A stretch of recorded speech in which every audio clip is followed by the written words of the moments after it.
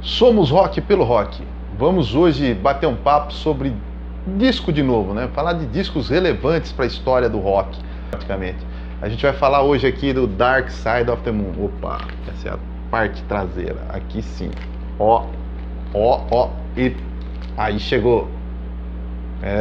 Tava com o prisma de ponta cabeça mostrando a parte traseira. Não, isso aqui tem que ser mostrado adequadamente. Este é o Dark Side of the Moon, uma das obras atemporais e importantes da humanidade. Daqui 500 anos falarão desse disco. Esse disco ele vendeu cerca de 50 milhões de cópias no mundo inteiro. Ele chegou a ter uma fábrica exclusiva na Alemanha, da EMI, que só fabricava ele. Tamanha era a vendagem e o pedido dele. Ele figurou 700 semanas na Billboard, até que ela trocou a maneira de pontuação e ele saiu. Ficou de 73 a 88 figurando nas paradas.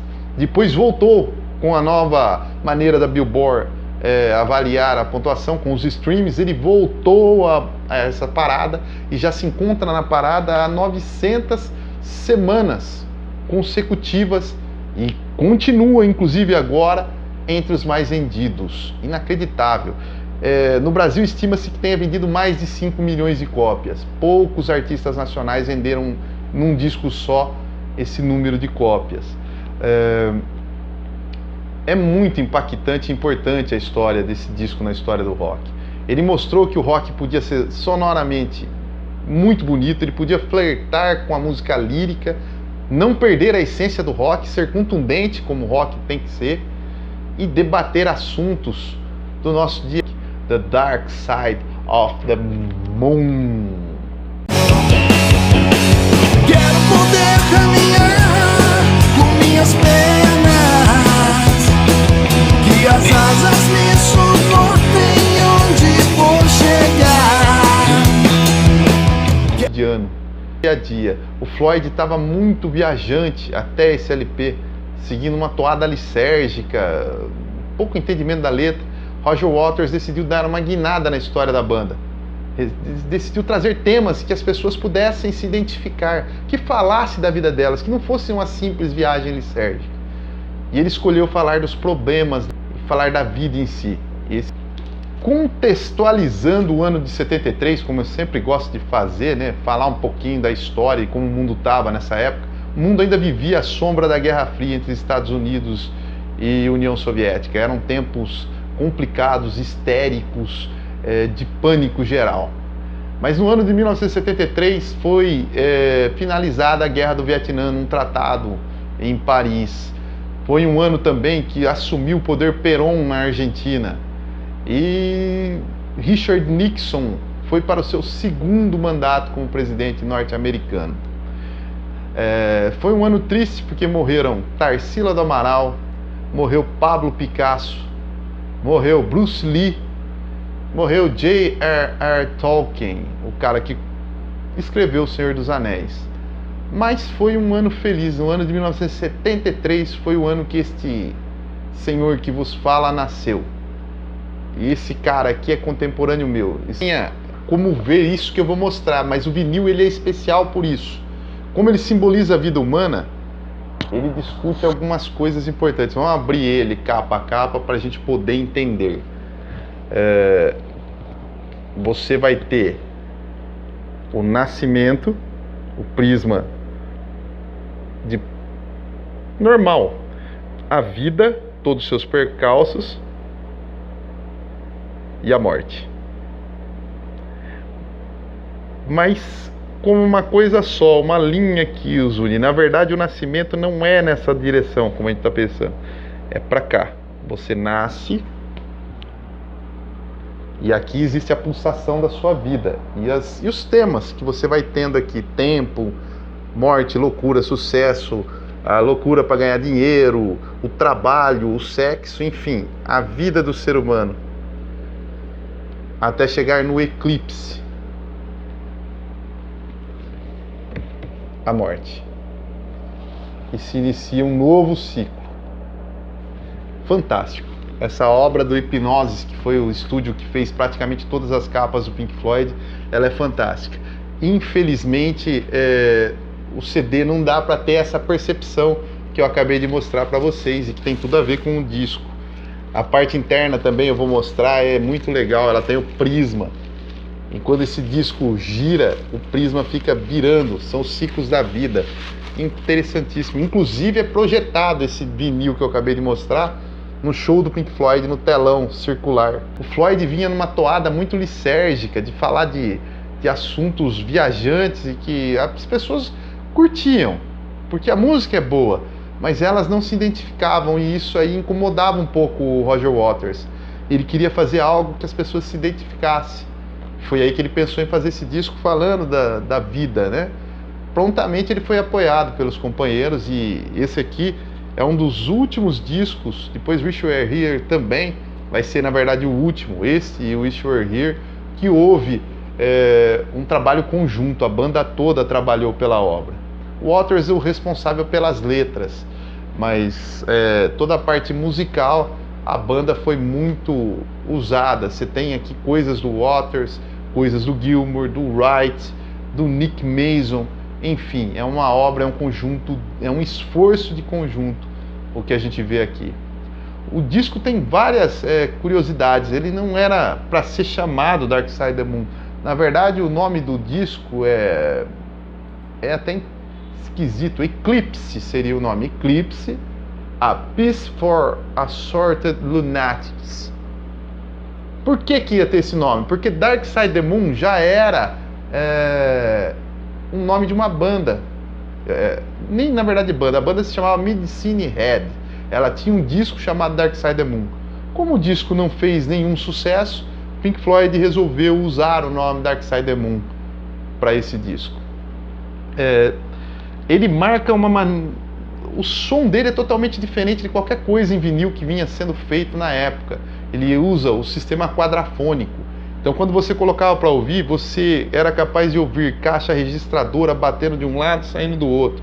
Relógios que explodem numa caixa e terminam a explosão no outro. A batida da bateria começava virando de um lado, saía do outro. A voz do Gilmour saía de um lado, a do Waters do outro. O baixo e a guitarra pareciam independentes no ar. Era uma nova maneira de gravar. E o Pink Floyd experimentou muito aqui. Você tem o coração batendo, você tem várias coisas acontecendo aqui. Inclusive tem uma curiosidade sobre a música Money, mas isso eu vou falar depois na música.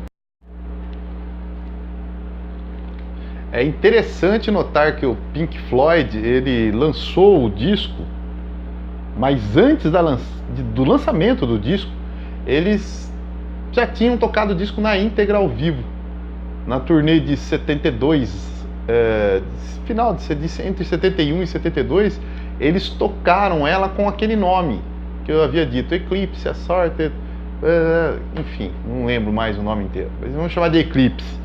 Eles lançaram com esse nome, Eclipse, e tocaram na íntegra, e já foi assim espetacular a manifestação do público em relação a isso, até mais do que eles imaginavam, né? Então depois eles lançam um disco.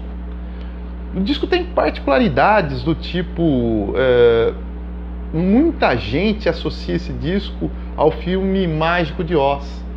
Muita gente assistia o filme de Mágico de Oz sincronizando na hora que o leão ruge para chamar o filme com a entrada do disco.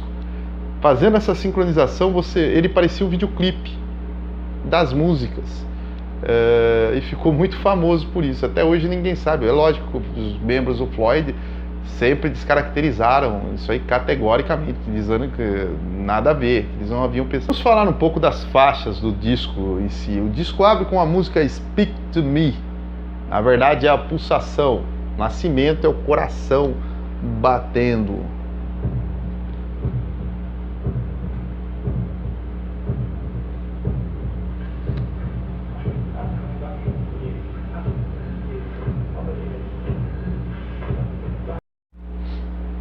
Na sequência temos Breathe in the Air, o respiro, né?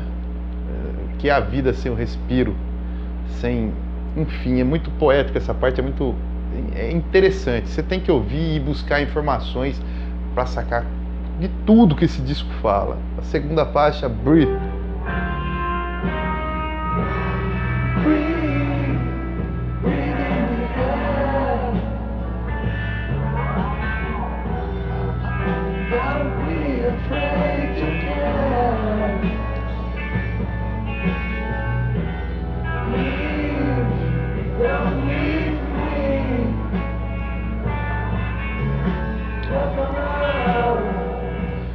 sempre pensei nessa música como o respiro, a esperança, todos os seus planos, o que você pretende, enfim, o respiro.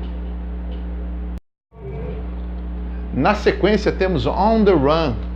On the Run a gente pode de repente pensar como uma corrida, a vida corrida, o desespero da vida diária, a correria. Ele remete a outras coisas, na verdade, não é só isso que o Waters queria falar. Mas a gente pode fazer uma livre tradução e pensar dessa forma. Nos shows, no círculo enorme que existe atrás do palco do Pink Floyd, aparece um homem que está preso a uma cama no hospital e essa cama começa a se mover, e o homem levanta voo na câmara, na cama, aliás. É muito temático. Sequência, vem um dos maiores clássicos do Pink Floyd. Os relógios que explodem, como eu disse, que saem de uma caixa e voam em outra.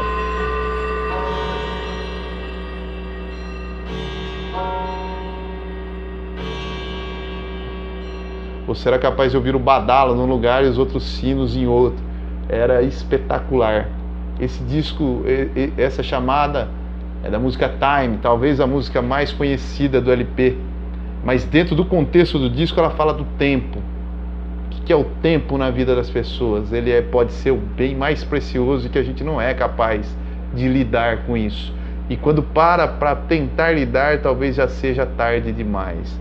Mais ou menos isso a letra da música fala.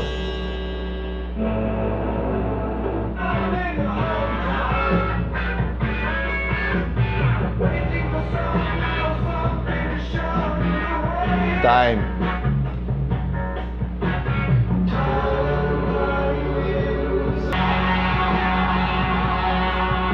Espetacular. Solo de Gilmour, todos eles são muito pungentes. Fica um comentário sobre uma parte da letra que me chama muita atenção, onde Waters questiona, ele fala: o sol está na sua relativa ordem, ele está sempre lá em cima, vai amanhecer num local e se pôr no outro, sempre fazendo ano a ano a mesma coisa, mas você está velho. A próxima se chama The Great Gig in the Sky. Ela fala do sexo, é a parte que fala de uma coisa. E como que o Floyd ia falar isso em letra? Resolveram não falar, fizeram uma música instrumental com garotas gritando praticamente, né? É interessante como que isso foi feito. O Waters conheceu uma garota num estúdio qualquer ali próximo de onde ele estava gravando, achou ela interessante a voz dela, chamou outras duas e colocaram elas para gravar. Mas elas nem sabiam o que estavam fazendo, pagou pelo serviço delas, elas gravaram, beleza. Anos depois elas processaram o Floyd e ganharam, né? Dizendo que a voz delas foi usada numa das faixas principais do disco.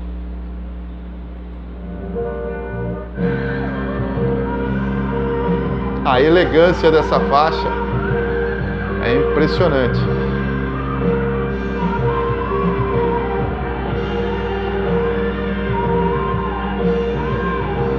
Não poderia falar de outra coisa. Acho que nenhuma letra sobre o tema falaria mais com um instrumental assim. The Great Gig in the Sky. Sequência. A caixa registradora anuncia Money. Outra faixa de enorme sucesso desse LP. E é lógico que ela fala de uma coisa que na vida do ser humano é muito importante. Sem isso ninguém é nada. Money. Money. Essa caixa registradora que você ouve não é uma caixa registradora. Roger Waters usou uma caixa com veda caixa, aquela fita que é usada para vedar a caixa. Ele abria ela no microfone e fechava. Na verdade, com o efeito adequado, ele percebeu que parecia uma caixa registradora. Os recursos não eram tantos nessa época, mas a criatividade, nota 10. E a música tem um ritmo diferente, esse contrabaixo do Waters, ponteando a música.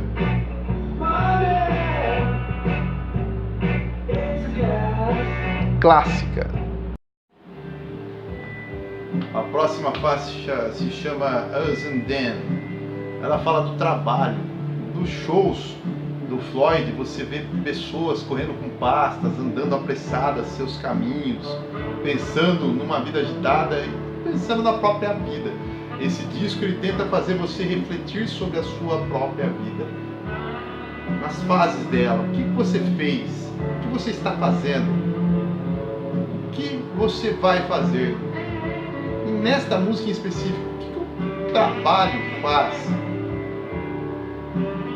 com você, com os outros? Qual a relação dos outros, do trabalho, da gente?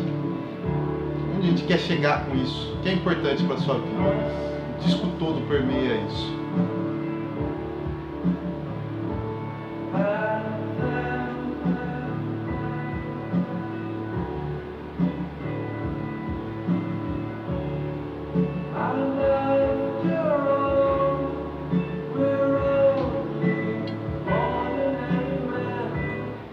Fantástico. Na sequência temos um instrumental And You Color Like, muito apresentada em shows do Pink Floyd, inclusive sem Waters. O Gilmour sempre manteve ela.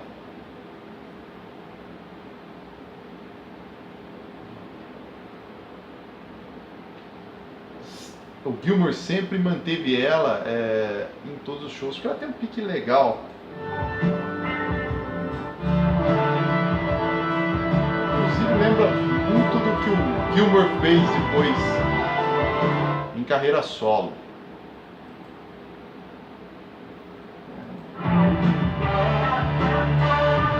Que legal, gostoso. A próxima faixa se chama Brain Damage. Ela fala sobre a loucura. Na realidade seria uma metáfora para a alienação, que é um tema que o Pink Floyd lida muito e que permeia toda a história do Roger Waters. Ele gosta muito de falar da alienação social, mas também a alienação individual. Aí no caso, que tipo de problema, como que a pessoa se isola do mundo, que leva ela a cair na loucura. Então, na loucura no sentido da alienação. Vamos ouvir um pouquinho desse som. Brain Damage. Uma das músicas mais belas do disco, né?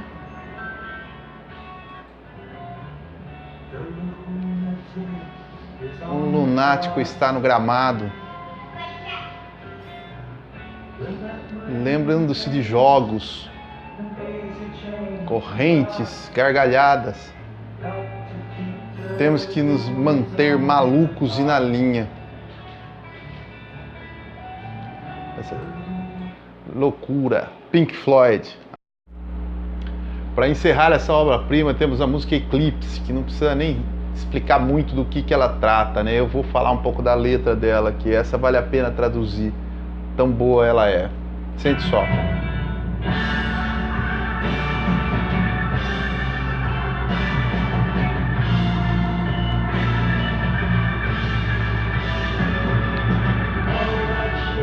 Tudo que você toca e tudo que você vê, tudo que você prova e tudo que você sente e tudo que você ama e tudo que você odeia, tudo que você desconfia, tudo que você salva e tudo que você dá e tudo que você negocia e tudo que você compra e tudo que implora, pega emprestado, rouba, tudo que você cria, e tudo que você destrói, e tudo que você faz, e tudo que você diz, tudo que você come, tudo que você conhece, tudo que você desconsidera, e todos com quem você briga, e tudo que é agora, o que já passou, e tudo que virá, e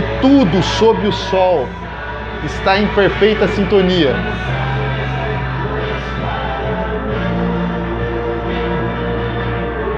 Mas o sol está encoberto pela lua. E ele encerra Não há um escuro da lua. Na realidade, ela é toda negra. E a pulsação vai terminando até que para. Dark Side of the Moon. Bom, a gente vai encerrando por aqui. Eu agradeço se você chegou até aqui. Dá um like aí pra gente poder bater papo sobre rock. Mas faz mais, cara. Escreve aí embaixo, dá temas, opiniões sobre o que a gente pode falar. Hoje eu falei de algo que é muito particular, que é o disco Dark Side of the Moon pra mim, né? É um disco muito forte. Eu aconselho que você ouça.